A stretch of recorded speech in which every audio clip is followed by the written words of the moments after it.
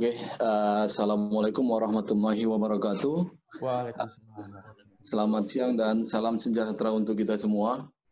Terima kasih kepada moderator yang telah memberikan kesempatan kepada kami, khususnya saya yang mewakili PPKS untuk menyampaikan terkait dengan life cycle assessment, implementasi life cycle assessment pada industri kelapa sawit. Pada saat ini saya akan menyampaikan materi mengenai slide. Sorry. Oh iya, maaf. Slide-nya dari kita aja, Pak. Oh, dari saya, Pak ya? Enggak, dari kami. Oke, Pak. Silakan ditampilin, Pak. Boleh. Sebentar ya. Ya, siap.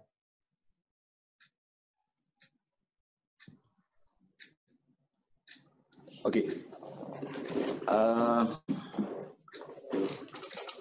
LCA sawit, judul yang akan saya sampaikan pada saat ini adalah Life Cycle Assessment Sawit dan Strategi Penurunan Dampak Lingkungan di Industri Kelapa Sawit. Next. Oke, ini adalah outline yang akan saya sampaikan untuk diskusi mungkin kita nantinya pada hari ini. Yang pertama adalah pendahuluannya, kemudian LCA kelapa sawit terkait general nantinya apa yang harus dilakukan, kemudian strategi teknologi pemanfaatan POME dan IFB. Pada saat ini saya menekankan atau kami menekankan untuk pemanfaatan palm oil mill effluent atau dikenal juga limbah cair pabrik kelapa sawit dan tandan kosong kelapa sawit atau yang kita sebut selalu adalah empty fruit bunch atau EFB. Kemudian strategi ini apa yang dilakukan? Kenapa kita fokusnya adalah di POME dan IFB?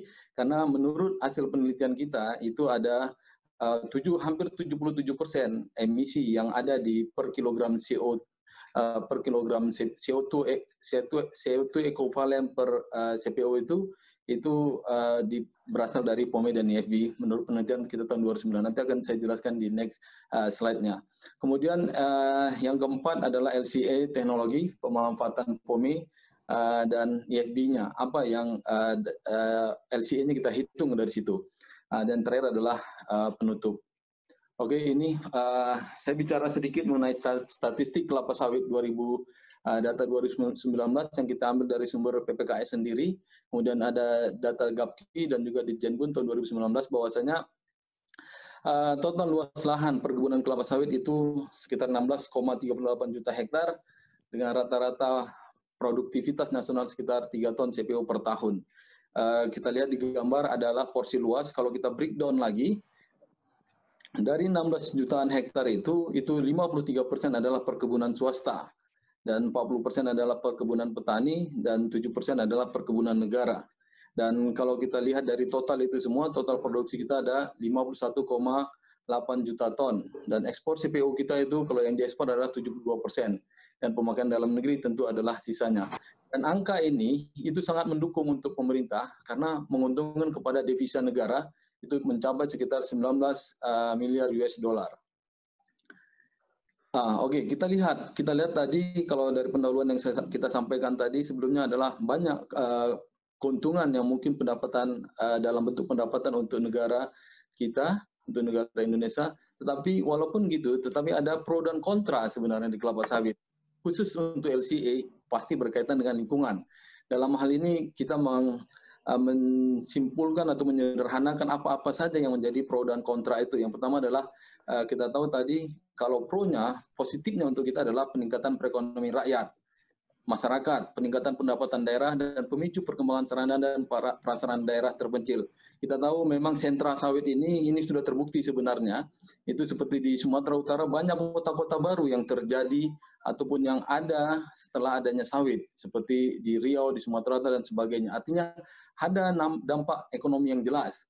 Tetapi kontranya apa sejauh ini, itu berlawanan, itu adalah peningkatan emisi di perkebunan akibat kegiatan kultur tenis lapangan. Kemudian ada peningkatan emisi dari pabrik kelapa sawit karena akibat proses dan limbah yang dihasilkan. Kemudian ada peningkatan produksi CPO berbanding lurus dengan volume limbah kelapa sawit, itu pasti. Dan ada satu lagi yang mungkin lagi hot juga lah saya katakan, itu adalah land use change. Ini juga jadi direct land use change atau indirect land use change atau ILUC, itu juga harus dipikirkan untuk perkebunan kelapa sawit atau industri kelapa sawit. Oke, kalau kita lihat tadi, kita tahu positif negatifnya, terus apa yang harus kita lakukan atau upaya untuk mengurangi efek negatif lingkungan dari industri kelapa sawit tersebut. Dalam hal ini kita meresumkan ada 3. Yang pertama adalah pemerintah Indonesia berkomitmen untuk mengurangi emisi dari 26% berdasarkan bisnis as usual dan 41% dengan bantuan internasional di tahun 2020. Kemudian upaya yang lain adalah penerapan standarisasi dan sertifikasi lingkungan. Kita tahu ada ISO 14.000, RSPO, ISPO, dan lain-lain sebagainya. Kemudian pengembangan dan penerapan teknologi untuk mereduksi emisi tersebut. Yang ketiga ini artinya ada inovasi khususnya dari kita dari Pusat Penelitian Kelapa Sawit, mungkin dari akademisi yang berpikir atau melakukan tindakan untuk mengurangi emisi tersebut. Oke, ini sebagai ilustrasi dampak penerapan teknologi baru dalam upaya penurunan emisi gas rumah kaca. Kalau kita lihat sumbu emisi gas rumah kaca yang arah ke atas itu, kalau kita lihat hijau itu dan diteruskan akan tetap emisi akan naik. Tetapi kita harus meletakkan posisinya ada inovasi di garis yang murun warna hijau itu. Artinya pada saat beberapa tahun yang lalu itu tidak ada inovasi, maka emisi akan tetap seperti itu, akan bahkan meningkat. Tetapi ketika kita meletakkan, memasukkan, mengenalkan teknologi yang baru ataupun yang lebih ramah lingkungan, atau yang kita dalam grafik ini nampak saat ini, maka emisi otomatis dan dapat dipastikan akan menurunkan emisi terhadap industri kelapa sawit tersebut. Maka ada margin ataupun ada penurunan emisi di situ kalau kita melakukan tindakan yang inovasi yang tujuannya adalah untuk ramah lingkungan atau menurunkan emisi. Oke, masih pendahuluan konsep teknologi baru dan menurunkan emisi. Jadi dalam hal ini, dalam slide ini kita lebih fokus kepada ada 3 hal. Yang pertama kita bicara di total perkebunan, juga kelapa sawit dan sebagainya.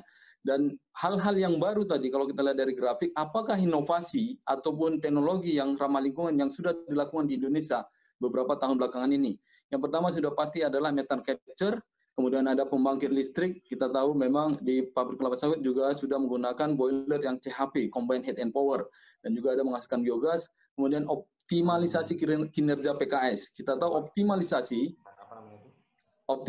kinerja PKS akan meningkatkan produktivitas, dan kita tahu dalam perhitungan LCA, kalau perhitungan LCA produktivitas meningkat, maka emisi akan kilogram CO2 ekuivalen itu akan lebih menurun. Kemudian ada kegiatan atau konsep teknologi adalah pemanfaatan limbah padat. Oke, ini saya review sedikit metode kita dalam perhitungan LCA sesuai standar, sesuai dengan ISO 14040 tahun 2006. Yang pertama adalah kita penentuan goal and scope-nya, kemudian LCI, life cycle inventory, kemudian life cycle impact assessment, dan terakhir adalah interpretasi. Dalam hal ini kita melakukan penilaian itu di midpoint, bukan di endpoint, karena menurut kami midpoint lebih mudah untuk dipahami atau untuk dapat diterima oleh masyarakat atau orang umum. Ya, ini bagian pertama dari presentasi, yaitu kita menghitung sesuai dengan grafik tadi, dengan kita menambahkan teknologi-teknologi yang baru, maka akan didapatlah penurunan emisi. Dalam hal ini kita akan menginventarisir apa-apa saja teknologi ataupun inovasi yang dilakukan pada beberapa tahun belakangan ini. Yang pertama adalah seperti kita dapat lihat di sistem boundary yang ada di slide ini. Itu adalah kalau kita lihat dari plantation, kemudian masuk ke palm oil, ke pabrik kelapa sawit, di plantationnya, di perkebunannya itu ada kultivasinya. Kultivasi kita tahu ada solid waste. Solid waste, limbah padat di kebun itu terdiri dari ada batang, ada pelepah, kemudian di kultivasi juga di perkebunan. Saat ini di Indonesia juga sudah melakukan peningkatan produktivitas, dan ada pest management terkait dengan hama penyakit. Dan ini semua ada teknologinya yang baru yang kita yakini dan kita setelah itu memang akan menurunkan emisi gas rumah kaca. kemudian di pabrik itu posisinya yang kita lihat di beberapa tahun belakangan ini adalah adanya perubahan-perubahan teknologi untuk pengolahan limbah. Dan akhirnya dalam slide ini kita lihat di sistem bandarinya yang dibatasi oleh warna merah, kita hitung berapakah estimasi ataupun perkiraan kita emisi yang dapat diturunkan dengan adanya perubahan teknologi beberapa tahun belakangan ini, dengan satuan yang kita gunakan atau unit fungsional unitnya adalah dalam emisi CO2 ekuivalen per kilogram CO2 per kilogram CPO, sorry. Next. Oke, ini adalah dampak penerapan teknologi, hasilnya lah kalau kira-kira kita sampaikan dampak penerapan teknologi terhadap penurunan emisi dengan beberapa asumsi mungkin bisa dilihat di atas itu emisi emisi batu bara itu kita bisa gunakan sekitar 20,2. Kenapa kita masukkan emisi batu bara? Karena ada di situ adalah fuel replacement.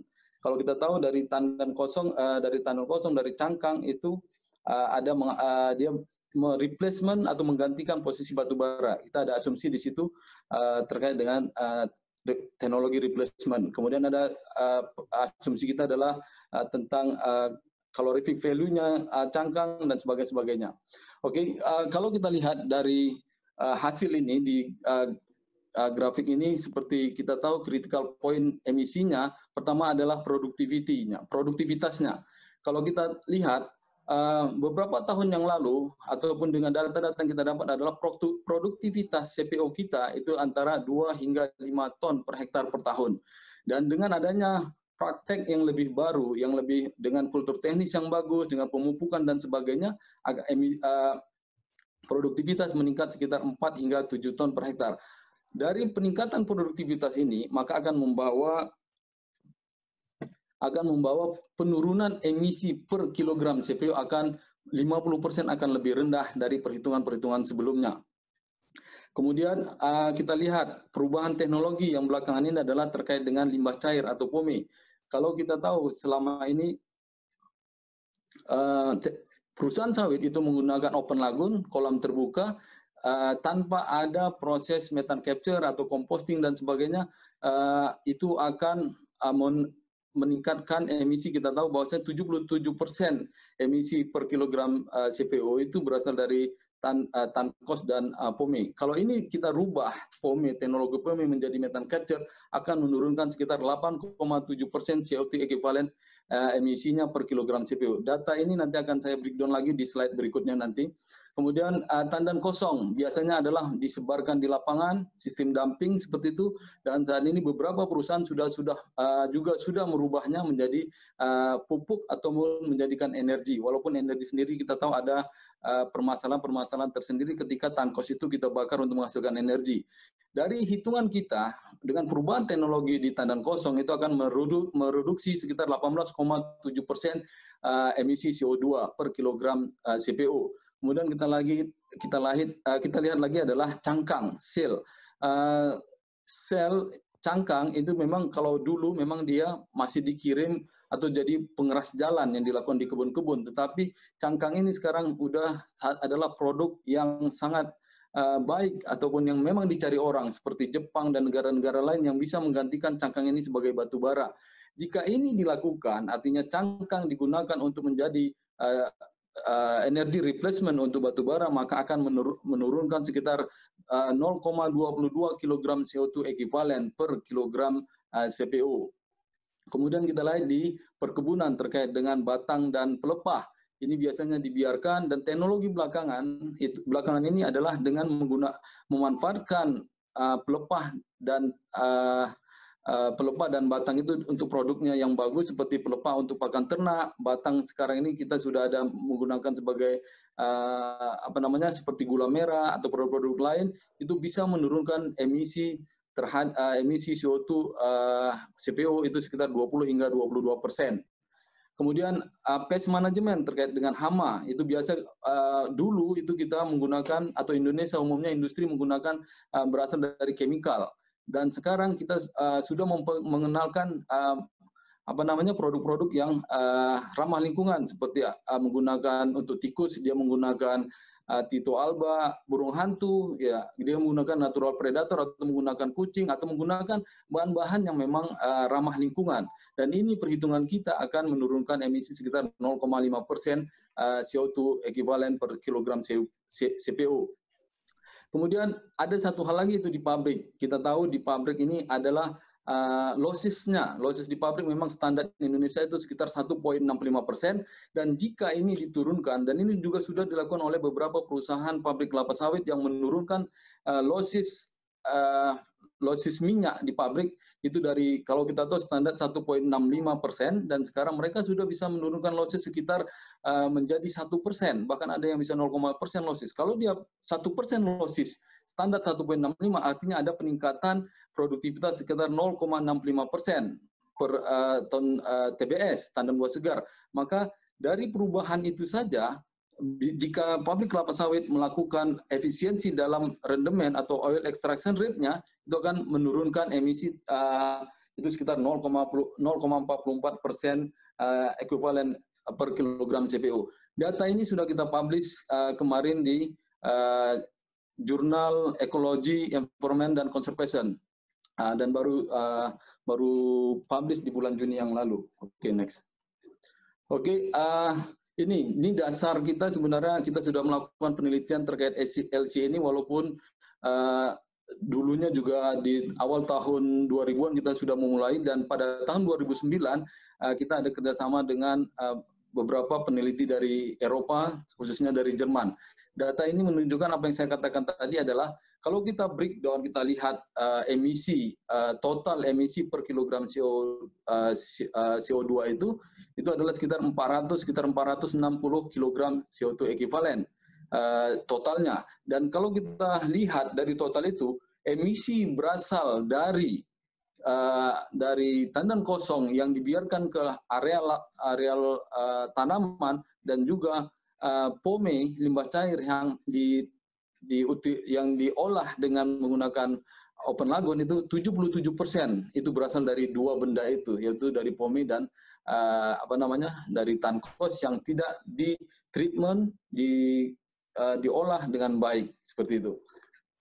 Tahun 2009 kita sudah melakukan penelitian ini dengan Jerman, seperti itu. Next. Oke, berikutnya kalau tadi kita lihat adalah apa-apa saja yang sudah berubah dari beberapa tahun yang lalu dengan belakangan ini dengan adanya inovasi. Ini kita fokus, slide kami berikutnya adalah fokus kepada penanganan 77% tadi itu, yang berasal dari, yang kita tahu dari pome dan tandan kosong. Kalau kita bisa lihat dari slide ini, dari seperti gambar-gambar ini, kalau ini juga sebagai analisis kita kayak seperti mass balance-nya. Jadi kalau 1 ton, kita tahu 1 ton FFB atau TBS masuk ke dalam pabrik itu akan menghasilkan sekitar 0,21 ton tandan kosong, dan akan menghasilkan sekitar 0,65 meter kubik. Kita lihat existing teknologinya itu, kalau kita lihat ini 77% dari 460 tadi adalah 371 kg CO2 ekuivalen. 371 atau 77% itu berasal dari IFB dumping dan juga open lagoon. Kita lihat di kota yang existing teknologi. Kemudian kita memproposkan, kita memperkenalkan teknologi baru yang memang sudah ada di beberapa industri di kelapa sawit, itu dengan melakukan kombinasi teknologi atau kita alternatif teknologi yang berwarna biru kotanya. Yang pertama itu composting. Kita tahu composting ini sudah ramai digunakan. Yang kedua kita propose adalah pergabungan kombinasi antara biogas dan composting. Kenapa biogas tidak bisa berdiri sendiri? Karena kita tahu biogas biasanya biogas dari pome itu efisiensinya 90%. Kita tahu COD yang keluar dari pome, dari pabrik, pomenya itu mengandung COD sekitar 55 atau 50.000 ppm. Artinya 90% efisiensinya akan ada 5.000 ppm yang keluar dari biogas digester. Kita tahu aturan negara, aturan pemerintah, bila COD-nya 5.000 dibuang ke sungai atau ke badan air lain itu tidak boleh, maka harus diikuti oleh teknologi yang lain. Dalam hal ini kita memproposkan ada 3 teknologi, yaitu pertama composting, kemudian ada land aplikasi, dan ada dengan sistem membran. Inilah yang kita lakukan kombinasi teknologi dan kita hitung berapa sih emisinya yang bisa dihasilkan dari kombinasi teknologi masing-masing kombinasi teknologi ini. Dan paper ini sudah kita publish sekitar tahun 2018 di jurnal Cleaner Production. Next.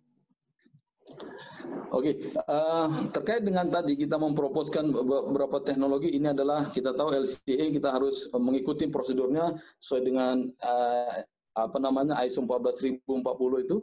Ya, pertama adalah ini adalah sistem bandarinya kita lihat. Jadi mungkin saya tidak usah jelaskan lebih detail bahwasanya ini adalah sistem bandarinya. Kita memperkirakan dari 4 kombinasi teknologi itu dengan neraca massa, dengan arus masuk dan keluarnya ini seperti kita tahu ada di situ lubrikan, ada bahan bakar, kemudian ada pome yang masuk, ada listrik, kemudian apa yang keluar dari situ ada di gambar ini. Dan akhirnya next. Ya, ini alternatif ataupun asumsi yang kita gunakan selama menghitung LCA dari 4 teknologi itu. Next. Dan ini hasilnya. Pertama adalah kita tahu, kita lihat di sini adalah seperti saya katakan tadi, kita menggunakan data ataupun sistem yang midpoint, artinya yang muncul adalah seperti global warming potensial, eutrofication potensial dan sebagainya, tidak ke yang endpoint. Dari data-data yang tadi, dari sistem bondari tadi, kemudian dari asumsi yang kita lakukan, maka ini adalah nilai-nilai LCA yang dihasilkan jika kita menerapkan teknologi-teknologi yang ada, yang 4 ini. Yang pertama adalah kalau kita lihat ini open lagoon, kemudian ada composting, ada biogas tambah composting, biogas tambah land aplikasi, dan biogas tambah membran. Kemudian kalau kita lihat GWP, global warming potensialnya yang dalam satuan kilogram CO2 ekuivalen, kalau dia open lagoon kita tahu 371,48 kilogram CO2. Dan ini adalah yang existing. 77, angka ini berasal dari 77% dari hasil riset kita tahun 2009. Kemudian kalau kita industri kelapa sawit menggunakan composting, maka emisinya jauh lebih turun, akan sisa menjadi 18,79 kg CO2 ekuivalen. Atau kalau kita bandingkan akan menurun sekitar 94,9% terhadap existing teknologi 371,8 kg tadi. Tetapi kalau kita bandingkan terhadap total reduction-nya untuk untuk ya dari tanaman dan sebagainya akan menurunkan sebesar 73%. Artinya composting ini bagus jika untuk dilakukan. Tetapi kalau kita review sedikit, composting ini dibandingkan yang lain memang dibandingkan open lagoon memang di sini ada investasi untuk itu, untuk setiap pabrik. Jadi beberapa perusahaan itu kurang minat untuk melakukan ini karena investasinya mungkin lebih dari 10 miliar untuk per satu PKS-nya, satu pabrik kelapa sawitnya. Dan next-nya berikutnya adalah biogas tambah composting. Biogas tambah composting, global warming potensial yang dihasilkannya itu sebesar 14,1 kg CO2 ekuivalen. Dan ini menurunkan sekitar 74% dari total emisi yang dikeluarkan dari per ton CPO-nya. Kemudian biogas tambah land aplikasi, dan berikutnya adalah biogas tambah membran. Kalau dilihat dari sini memang yang pertama dan kedua, biocomposting dan biogas itu penurunan sangat jauh. Kenapa? Karena dia mengolah tankos. Bila kita bandingkan biogas tambah land aplikasi dan biogas tambah membran, itu penurunannya cukup kecil, di bawah 50%. Kenapa? Karena dalam pemilihan teknologi itu tankosnya tidak terolah, tankosnya tidak terolah. Kita tahu tankos itu cukup besar juga untuk tingkat emisinya di lapangan. Kalau tadi kita lihat global warming potensial dengan satuan CO2 ekuivalen, kilogram CO2, dan kita menghitung sedikit adalah acidification potensial. Kalau kita lihat angkanya tadi besar ya untuk sebenarnya global warming GWP tadi, global warming potensial, di angka untuk AP ini, di acidification potensial, itu angkanya cukup kecil. Artinya nilai acidifikasi potensial secara general terhadap emisi kelapa sawit itu kurang begitu penting atau berpengaruh terhadap emisi emisi gas rumah kaca ya, kira-kira seperti itu. Kemudian kalau kita lihat ya, ini open lagoon antara existing atau current teknologi dengan alternatif teknologi itu tidak jauh berbeda penurunannya. Karena ini terkait dengan nilai sulfur yang terjadi di dalam perhitungannya. Kemudian ini kita lihat eutrofikasi potensial.